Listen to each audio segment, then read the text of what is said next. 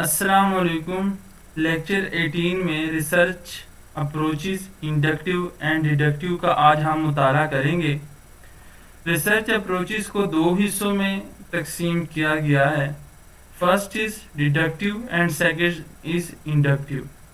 Deductive reasoning aim at testing an existing theory. हमारे पास existing available theory होती है, हमने उसी के बेस के ऊपर अपने हाइपोथेसिस को जो है फार्मूलेट करना है और अपने हाइपोथेसिस को टेस्ट करना है कि आया उस वो जो हमारे हाइपोथेसिस हैं वो रिजेक्ट होते हैं एट द एंड के ऊपर या फिर हम उसको एक्सेप्ट करते हैं।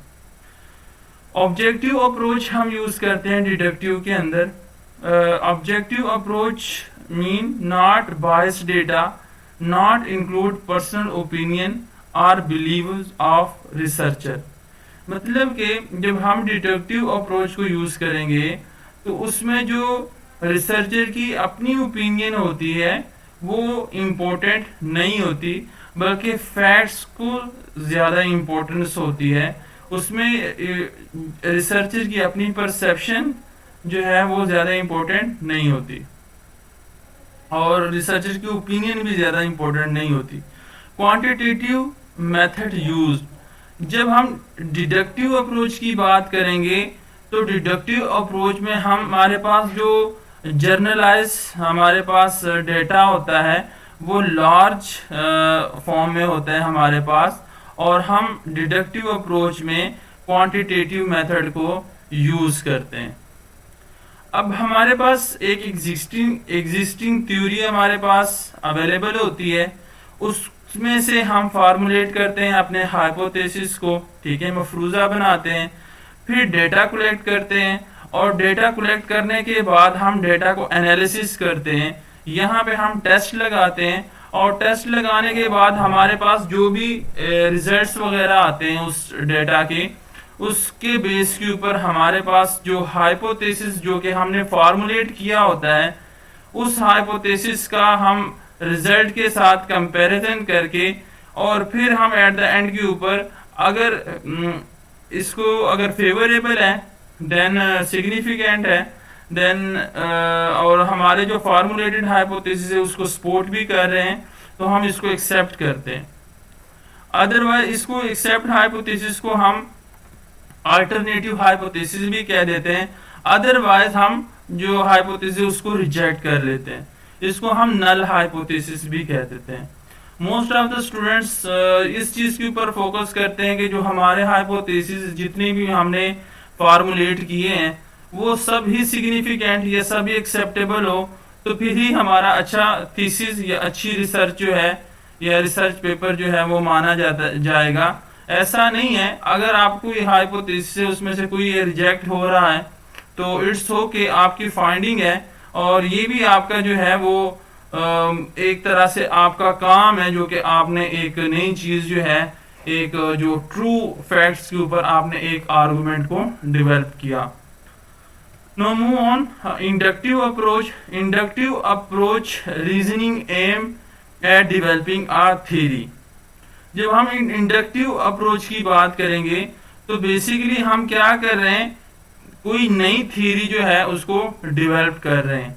इंडक्टिव अप्रोच हम तब इस्तेमाल करते हैं जब हमारे पास उस एरिया की जो रिसर्च एरिया के रेलेवेंट हमारे पास जो लिटरेचर है वो कम हो या उस रिसर्च एरिया के अंदर या फील्ड के अंदर या टॉपिक के ऊपर बहुत ज्यादा हमारे पास लिटरेचर अवेलेबल ना हो या बहुत कम वर्क किया गया हो। इसमें हम सब्जेक्टिव अप्रोच को यूज करते हैं।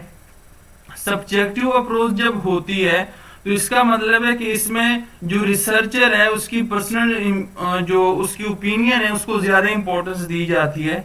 इन दिस केस हम इसको बायस्ड डेटा कह देते हैं क्योंकि चुनांचे उसमें रिसर्चर की अपनी पर्सनल ओपिनियन और बिलीव्स शामिल होती हैं, तो इसलिए हम इसको बायस्ड डेटा कहते हैं।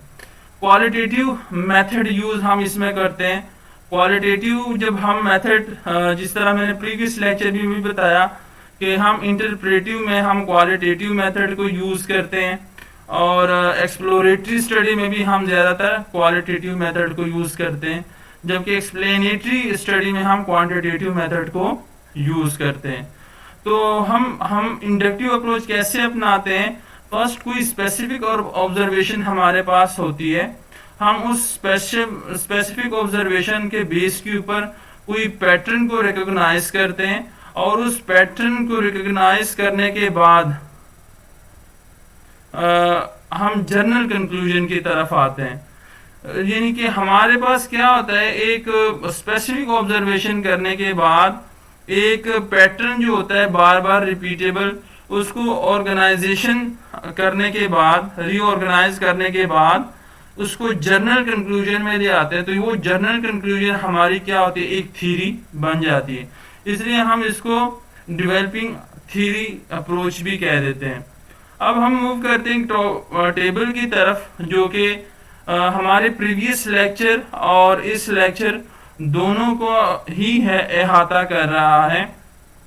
इसमें अगर आप देखें रिसर्च अप्रोचेस जो है हमारे पास, तो यहाँ पे जो है वो रियलिज्म है, प्रैग्मेटिज्म है, पॉजिटिविज्म है, इंटरप्रेटिविज्म है, जो कि हम प्रीवियस लेक्चर में पढ़ चुके हैं। अब रियलिज्म के लिए हम इंडक्टिव अप्रोच भी यूज करते हैं और डिडक्टिव भी अप्रोच भी यूज करते हैं। प्लस इसमें हमारे पास ऑब्जेक्टिव भी होते हैं और सब्जेक्टिव, मतलब कि बहुत वे से इसमें रिसर्चर की पर्सनल जो ओपिनियन है उसकी इंपॉर्टेंस शामिल भी होती है सब्जेक्टिव में, और ऑब्जेक्टिव में जो होती है उसमें इंपॉर्टेंस नहीं दी जाती। ये वैल्यू फ्री भी हो सकती है और बाइस्ड भी।